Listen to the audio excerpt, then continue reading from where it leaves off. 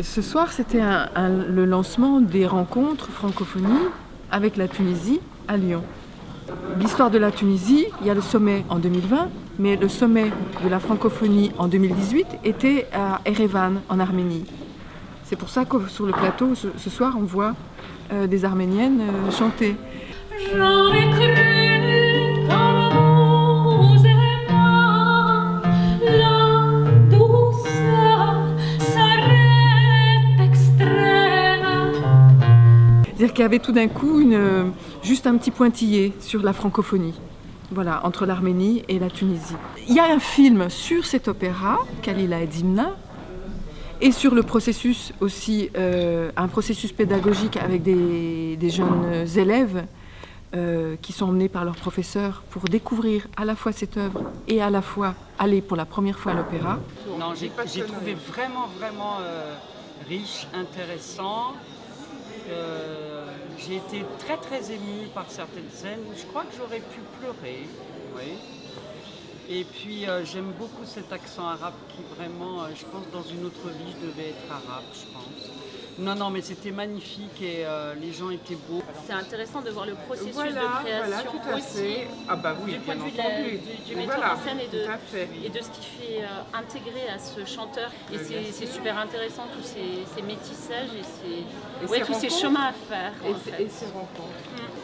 Cette mise en abîme du film et de nous en train de voir le film se faire, et c'est super intéressant. Et puis ici, c'est un plateau que j'ai inventé avec mes rencontres.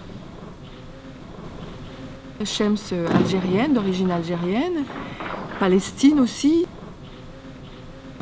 l'espagnol avec la Colombie, et puis les arméniennes.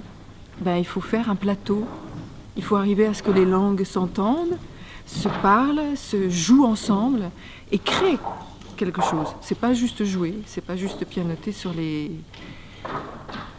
morceaux. C'était vraiment, on a conservé l'histoire de la fable. La première chose que j'ai demandé, par exemple, à tous les groupes, c'est: est-ce que tu connais une comptine? Est-ce que tu connais une berceuse? Quelque chose qui appartient à l'enfance. Parce que je pense que la fable, c'est aussi ce monde-là. Je les utilise, c'est comme une ruse, c'est comme un cheval de Troie. C'est quelque chose qui remplacerait une matière éducative et qui, pour éviter de dire le mot démocratie, par exemple, ou laïcité, je trouve que les fables font très bien le travail pour parler de ça, de ce vivre ensemble, ou de cette matière qui fait que quelqu'un est auteur lui-même de ses propres choix, de son libre arbitre, pour le commun. C'est une sorte d'apprentissage ou une sorte de matière qui permet ça. Mais par l'histoire et par presque le divertissement. Et je trouve ça extraordinaire, parce que je trouve que vouloir prononcer les droits de l'homme, par exemple, qu'est-ce qu'un enfant peut comprendre de ça?